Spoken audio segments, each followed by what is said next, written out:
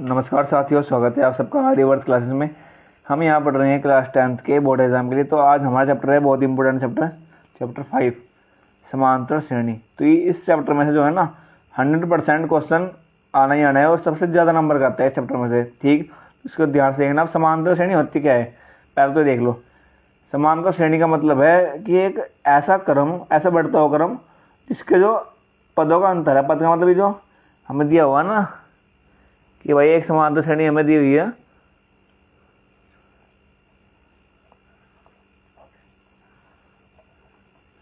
चार, 7, 10, 13 ऐसे जाएगा 148 तक। ठीक, तो इसका मतलब कि एक ऐसा क्रम है ये बढ़ता हुआ जिसके जो टर्म्स का डिफरेंस है, जिसके जो पदों का जो अंतर है ना वो सेम है। तो यहाँ पर डिफरेंस कितना होगा 3 का, यहाँ पर डिफरेंस कितना है 3 का, यहाँ पर डिफरेंस कितना है 3 का, सबका डिफरेंस सेम रहेगा।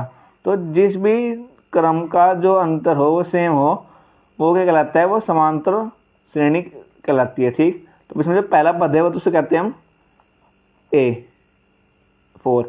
डी हो इनके बीच का डिफरेंस, मतलब 7 माइनस के 4 इक्वल टू क्या आया 3। जहाँ पे ए पे जहाँ खत्म होगी है, जहाँ पर समांतर श्रेणी ये खत्म होगी उसे कहते हैं हम AN, मतलब लास्ट टर्म।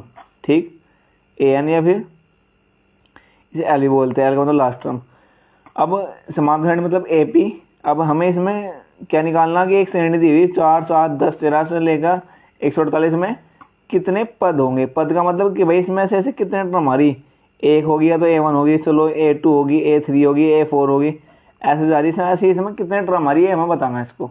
ठीक, तो उसका एक फॉर्मूला लिख रहा हूँ मैं यहाँ पे बहुत important. AN equal to A plus के N-1 इंटू डी। ये फॉर्मूला लगता है जहाँ पे AN तो हो गया लास्ट टर्म, A हो गया पहली टर्म, N का मतलब इसमें कितने नंबर हैं, पदों की संख्या कितनी है, तो वो हमें निकालनी।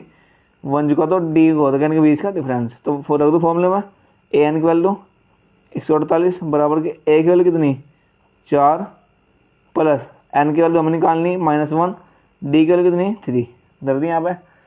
अब इसे इधर भेज दो, इधर जाकर माइनस हो जाएगा, यहाँ क्या जगह N-1 3, इसमें से घटा दी कितना उसके 144 इक्वल टू N-1 इंटू 3।